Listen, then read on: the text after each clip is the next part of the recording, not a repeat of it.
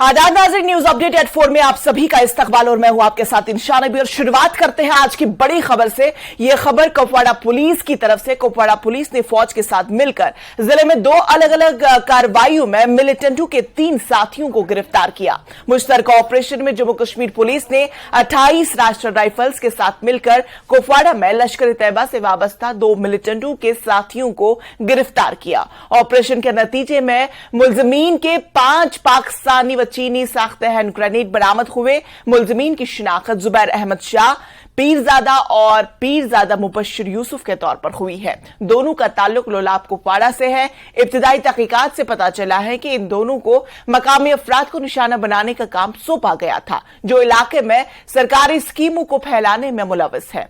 एक अलग वाकये में कुपवाड़ा पुलिस ने दरगुमला शालपोरा में एक नाके पर कार की तलाशी ली और सीट के नीचे हैंड ग्रेनेड बरामद हुआ, जिसके बाद पुलिस ने ज़हूर अहमद नामी शख्स को गिरफ्तार कर लिया। यह कामयाब ऑपरेशन खित्ते में अमन और सलामती को बरकरार रखने के लिए सिक्योरिटी फोर्सेस की कोशिशों को जाहिर करता है।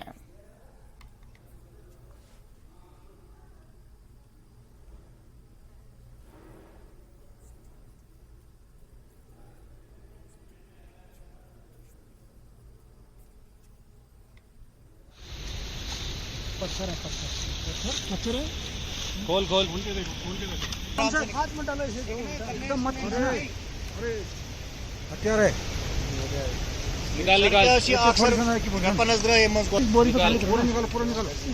अलबदर के एक साबिक मिलिटेंट शफात रेशी को असला और गोला बारूद के साथ गिरफ्तार किया गया है। मिलिटेंट इससे कबल श्रीनगर के कोठी बाग इलाके में एक धमाके में मुलविस था, जिसमें 12 पुलिस एहलकार शहीद हुए थे और इस सिलसिले में मुनीर नामी खातून को भी गिरफ्तार किया गया है। पुलिस ने दोनों के कब्जे से भारी मिकदार में असला और गोला बारूद बरामद किया। नहीं, पिस्टल है। बुलेट फायर का In a joint operation with 26 Assam Rifles and CRPF, Mandipura Police has apprehended 1 released terrorist, Shafayat Reshi, resident of Nisbal, Sumbal. The accused was in touch with Pakistan-based handlers and was on his way to receive a cache of arms and ammunition, which were aimed at the revival of terrorism in the district Bandipora. One lady, Manira Begum, who's the wife of killed terrorist Yusuf Chopan, was also apprehended. 1 Krinkov, 3 magazines and 90 rounds, 1 pen pistol, and 1 Chinese pistol, 1 magazine and 8 rounds have been recovered.